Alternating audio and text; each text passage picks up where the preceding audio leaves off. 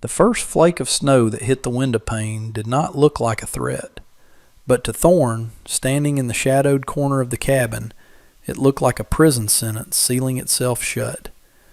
He watched the white speck melt against the glass, leaving a streak of water that mirrored the sinking feeling in his gut, a heaviness that had settled there the moment he had picked her up from the train station 3 days ago. The sky above the ridge had turned the color of a bruised plum, hanging low and suffocating over the valley, promising a violence that the territory hadn't seen in years. Thorne turned his gaze from the encroaching storm to the woman sitting at the small, rough-hewn table in the center of the room. May sat with her back to him, her posture rigid, her spine a straight line of tension that had not relaxed since she stepped off the platform. She was mending a tear in her skirt, the needle flashing in the dim light, her movements precise and silent. She was too small for this country, Thorne thought, the regret tasting like bile in his throat. She was too quiet, too delicate, a creature of silk and tea dropped into a world of iron and ice. He had wanted a partner, someone to help him hold back the encroachment of the wild, but looking at her, he felt only a crushing sense of responsibility, a burden he wasn't sure he could carry. He had sent for a bride because the loneliness of the high plains had begun to rot him from the inside out, but now, trapped in the preamble of a blizzard with a stranger who barely spoke his language, the isolation felt sharper than before. He cleared his throat, the sound loud in the stillness, and saw her shoulders jump, a minute, terrified reaction that she instantly suppressed. "Storm's coming in faster than I thought," Thorne said, his voice rough from disuse, the words hanging awkwardly in the cold air between them. He walked over to the wood stove, opening the iron door to shove another log into the belly of the fire, the sparks jumping out to bite at his calloused hands. "It's going to get bad, May. We need to be ready." May turned slowly, her dark eyes unreadable, her face a smooth mask of polite attention that hid whatever fear she must have been feeling. She nodded once, a sharp dip of her chin, and set her sewing down with deliberate care. "I understand," she said, her English heavily accented but clear, the vowels soft and rounded. "I have filled the water buckets. I have brought in the kindling you chopped." Thorne paused, the piece of wood halfway into the stove, surprised by her initiative.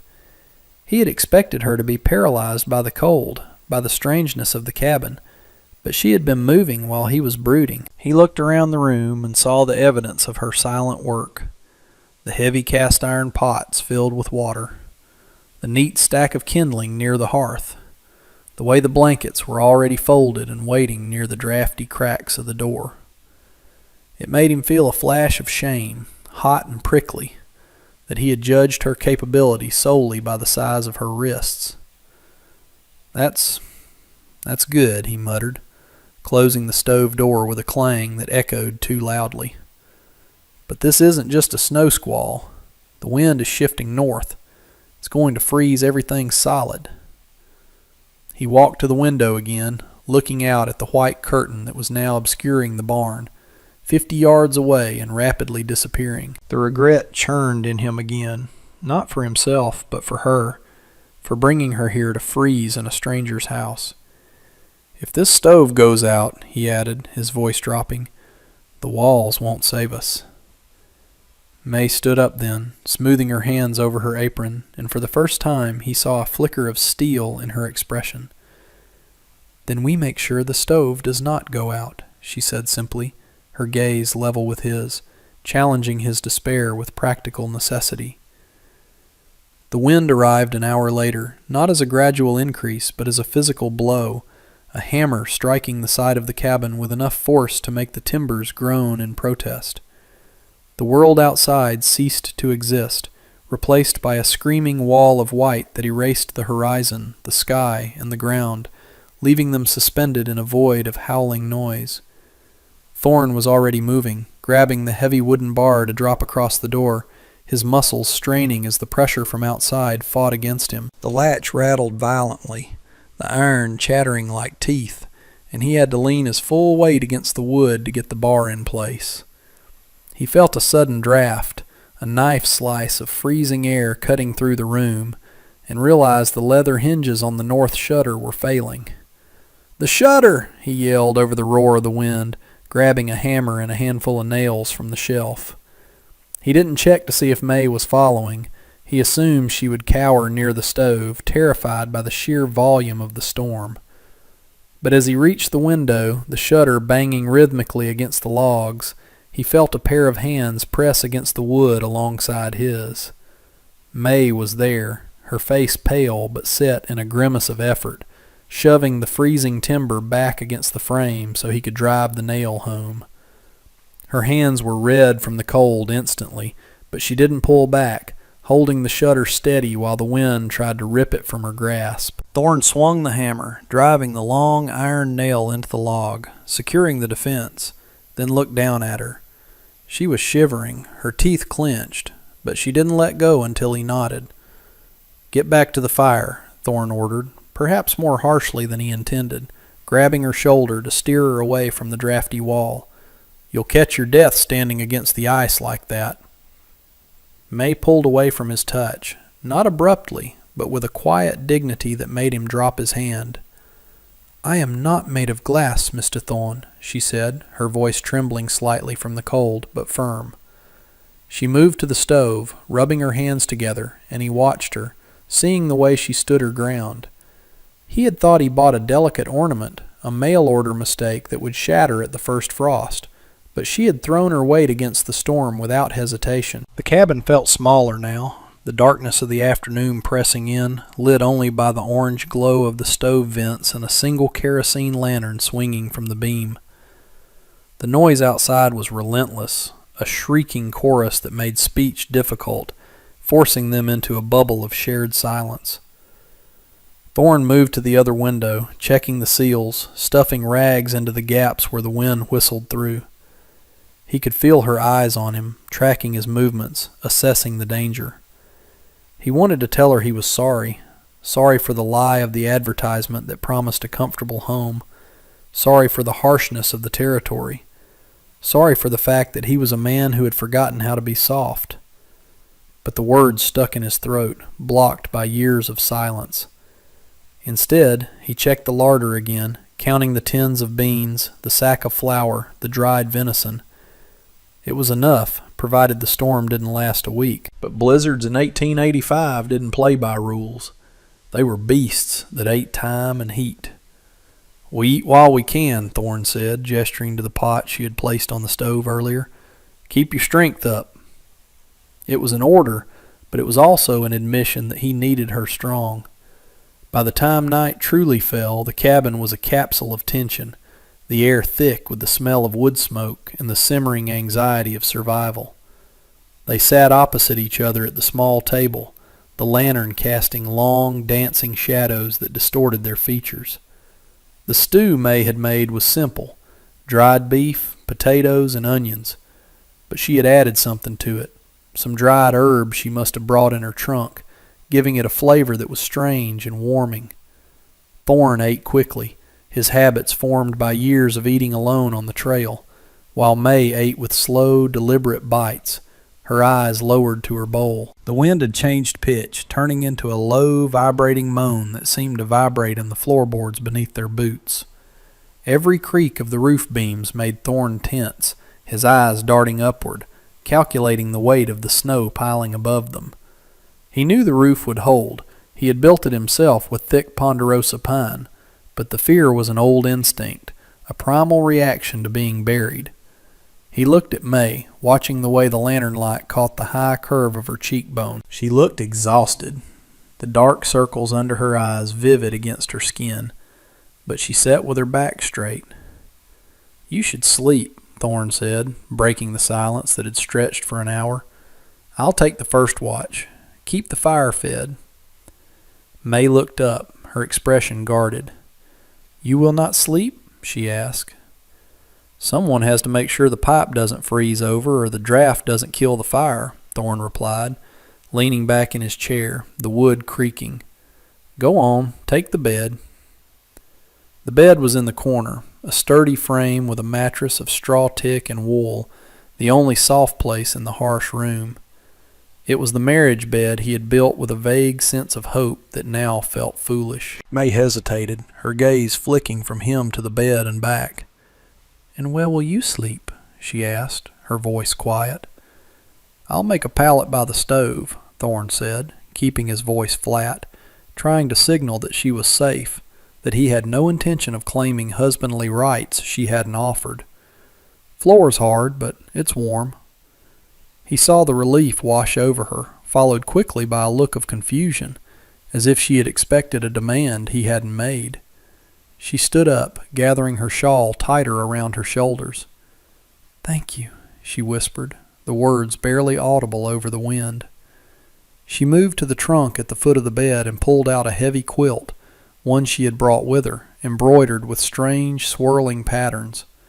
Instead of taking it to the bed, she walked over to where he was spreading a buffalo robe on the floor and held it out. "For you," she said. "The floor is cold." Thorne looked at the quilt, then at her face. It was an olive branch, a peace offering in the middle of a war with the elements. He took it, his rough fingers brushing against hers, the contact electric in the dry air. "Thank you," he grunted, the gratitude feeling rusty in his chest. As she retreated to the bed, fully clothed and curled up under the blankets, Thorne sat by the stove, wrapping the delicate quilt over his heavy legs. He watched the flames dance behind the grate, listening to the woman breathing across the room, and for the first time in years, the silence didn't feel entirely empty. The middle of the night brought a cold that defied logic, a seeping, malevolent chill that found its way through the chinking of the logs and the layers of wool. Thorne woke from a doze with a start, his breath pluming in front of his face like white smoke. The fire had burned down to embers, and the temperature in the cabin had plummeted. He scrambled up, his joints stiff, and shoved wood into the stove, willing the flames to catch, to fight back the death creeping into the room. The wind was a solid roar now, a physical pressure that made his ears pop. He looked toward the bed and saw May was awake, huddled into a tight ball, the blankets pulled up to her nose. She was shaking, the tremors visible even in the gloom. The distance between the bed and the stove was only 10 feet, but in this cold it might as well have been a mile. Thorne stood there, the indecision warring with the necessity of survival. He couldn't let her freeze, but he was terrified of crossing the line he had drawn in the sand. "May!" he called out, his voice raspy. She turned her head, her eyes wide and dark, reflecting the dying ember light. "It's too cold over there," he said, the words feeling clumsy. "The heat, it doesn't reach the corner." He gestured to the space in front of the stove where he had been sleeping. "You need to come closer to the fire." May didn't argue. The cold had stripped away the luxury of propriety. She slid out of the bed, dragging the heavy wool blankets with her, moving quickly across the frozen floorboards in her stocking feet. She looked small and defenseless, bundled in layers that seemed to swallow her. She hesitated at the edge of his buffalo robe pallet, looking down at him. Thorne scooted back, putting his back against the wood box, creating space. "Sit here," he said, pointing to the spot directly in front of the heat. "I'll keep it going." She sat down, pulling her knees to her chest, wrapping the blankets around her like a cocoon. They were close now, less than an arm's length apart, the intimacy forced by the plummeting mercury. Thorne could smell the faint scent of soap and sage on her, a clean, domestic smell that clashed with the feral violence of the storm outside. He watched her shivering slowly subside as the stove roared back to life, the cast iron ticking as it expanded. "Is it always like this?" she asked after a long while, her voice muffled by the wool. "No," Thorne said, looking at the fire. This is an 1885 winter. The old-timers talk about these, but I've never seen one this bad." He looked at her. "I'm sorry you're here for it." May turned to look at him, her face illuminated by the red glow of the vents. "I chose to come," she said, her tone correcting him. "I did not want to stay in the city. I wanted space." She looked around the small, shaking cabin.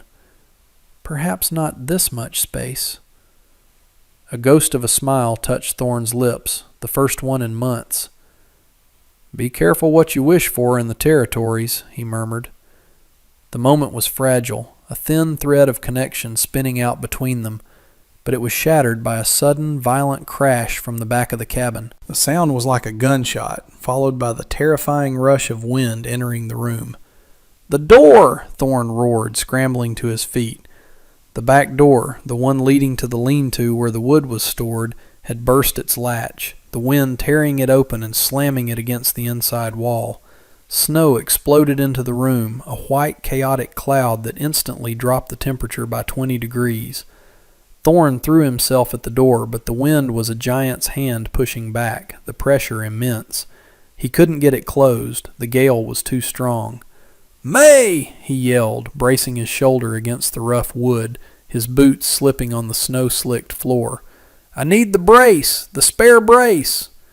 He didn't know if she knew what he meant, didn't know if she would freeze in panic, but suddenly she was there. She hadn't cowered. She had grabbed the heavy oak plank he kept leaning near the wall for emergencies. She didn't try to push the door, she was too light for that, but she jammed the wood against the bottom, wedging it against a floor cleat to give him leverage. "Push!" she screamed, her voice shrill over the wind. Thorn roared, summoning every ounce of strength in his back and legs, driving his weight against the storm. The door groaned, inching shut, fighting them every centimeter.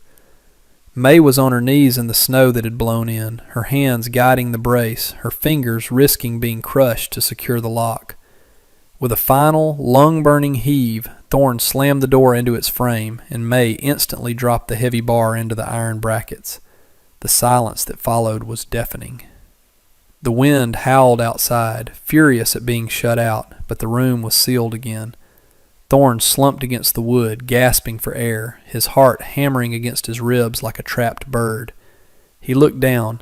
May was still on the floor, breathing hard, snow melting in her dark hair. She looked up at him, her eyes bright with adrenaline. Not a trace of the fragile porcelain doll he had thought he married. She was fierce. She was alive. And for the first time, Thorn didn't feel the crushing weight of regret. He reached down, offering his hand.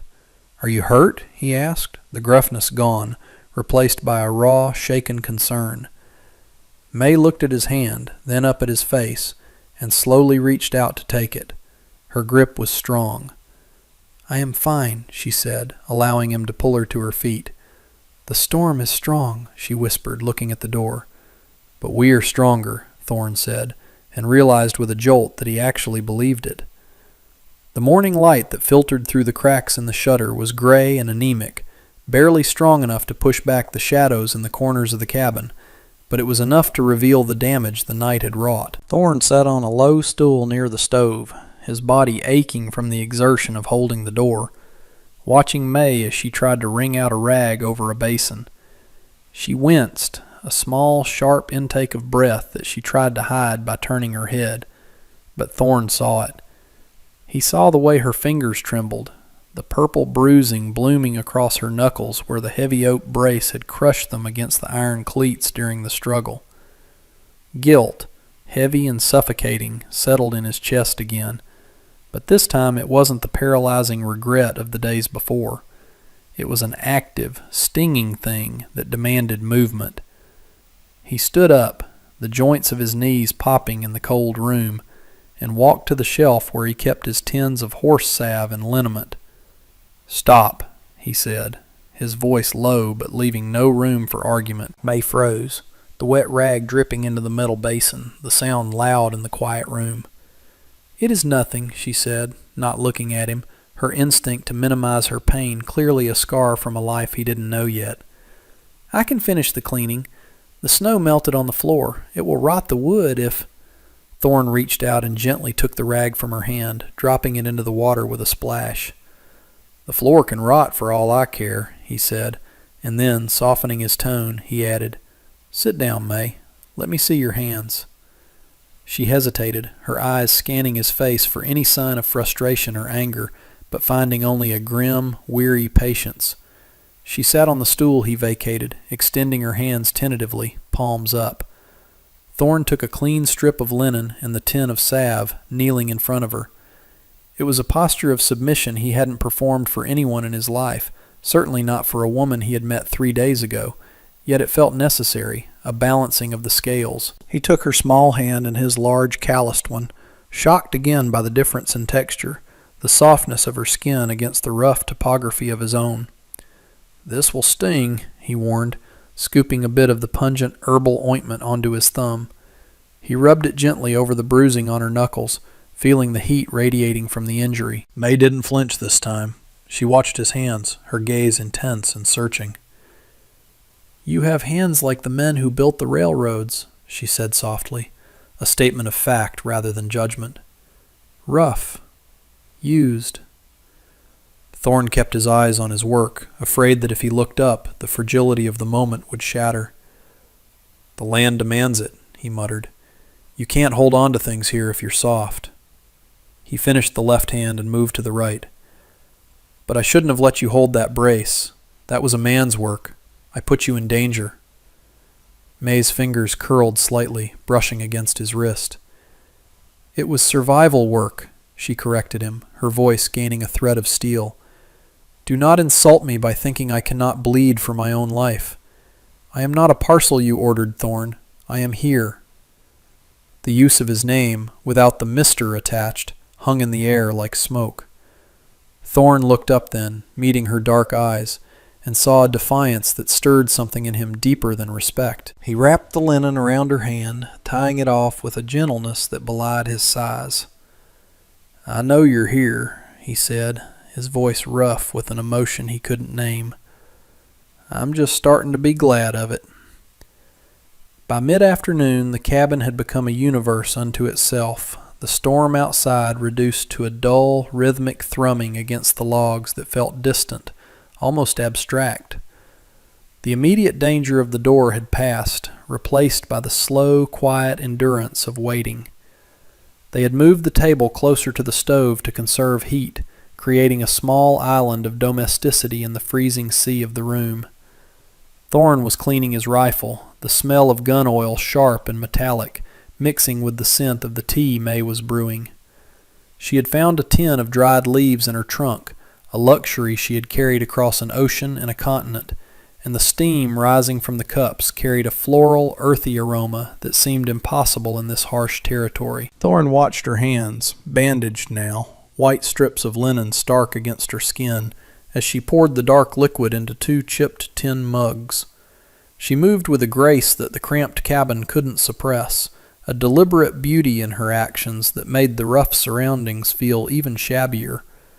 She slid a mug across the wood toward him. "It is not coffee," she said, a hint of apology in her tone. "It is stronger, in a different way." Thorne set the rifle down and wrapped his hands around the hot metal of the cup, letting the warmth seep into his palms. "I never had a taste for coffee anyway," he lied, taking a sip. The tea was bitter and complex, warming his throat. "May," he started, the question that had been plaguing him finally forcing its way out. "Why? Why answer an ad for a place like this? You see what it is. It's rocks and wind and hard work until you die. A woman like you could have stayed in San Francisco, found something easier." May sat down opposite him, tracing the rim of her cup with a bandaged finger. She looked at the stove, the firelight reflecting in her eyes, showing him a glimpse of a deep, old fatigue. "Easier is not always safer," she said quietly. "In the city I was invisible, or I was a curiosity. I was May the seamstress, or May the foreigner. I belonged to my uncle, or to the shop owner, or to the landlord."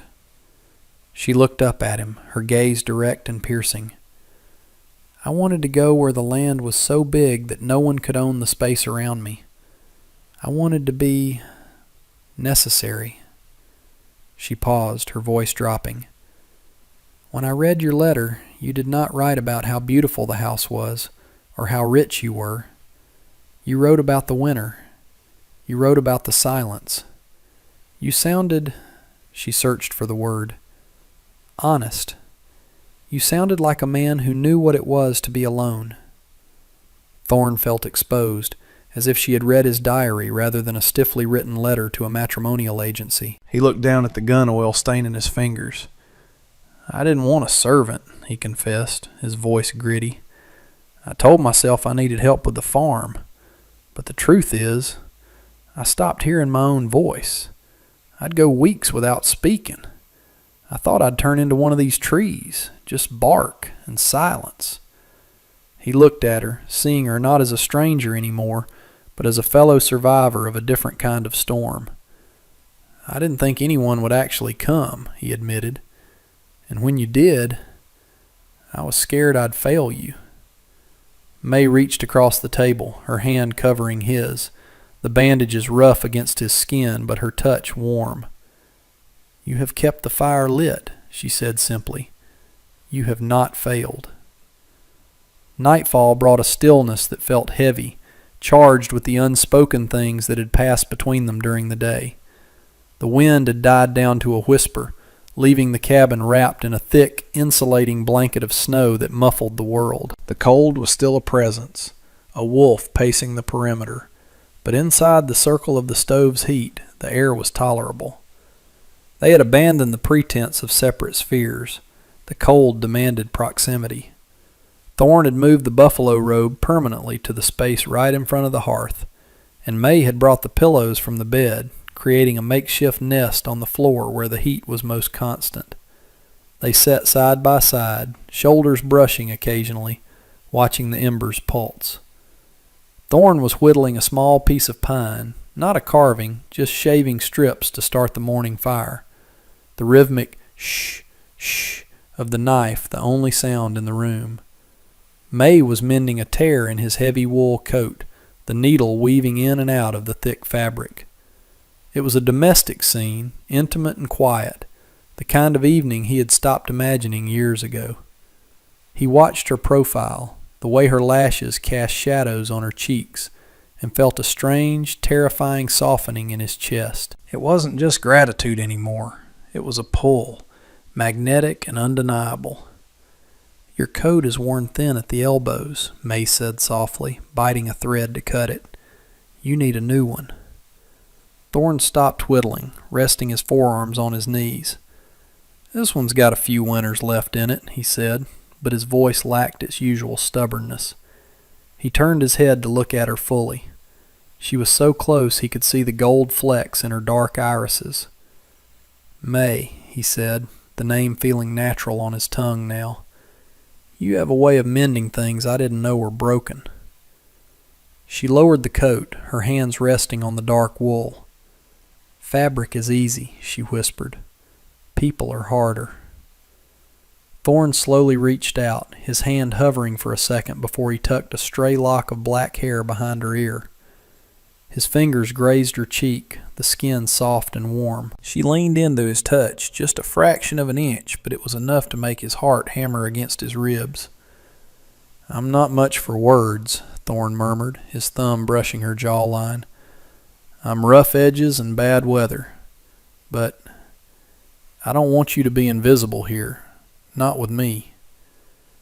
May turned her face into his palm, closing her eyes, a gesture of trust that stole the breath from his lungs. "I am not invisible," she breathed. "I am seen." The distance between them vanished, not in a rush of passion, but in a slow, gravitational collapse. Thorne leaned in, pressing his forehead against hers, breathing in the scent of sage and tea, the only clean things in a dirty world. They stayed like that for a long time, two anchors holding each other steady while the world outside remained frozen. The next morning broke with a blinding, diamond-hard brilliance that pierced even the thickest logs. The storm had broken. Thorne woke to silence, absolute ringing silence, and the realization that the air in the cabin was stale and tight. He needed to check the barn, the livestock, the reality of his life outside this snow globe existence. He stood up, the movement stiff and reluctant, pulling on his boots and the coat May had mended. May was already awake, stirring the oats on the stove, but she looked at him with a sudden, sharp anxiety. "You are going out?" she asked, the fear evident. "I have to," Thorne said, grabbing his hat. "The horses. If the drifts are too high, they might be buried." He hesitated at the door, looking back at her. "I'll be back. Keep the door barred until I knock." He stepped out into a world of blinding white. The snow was drifted halfway up the cabin walls. The air was crisp enough to freeze the moisture in his nose instantly.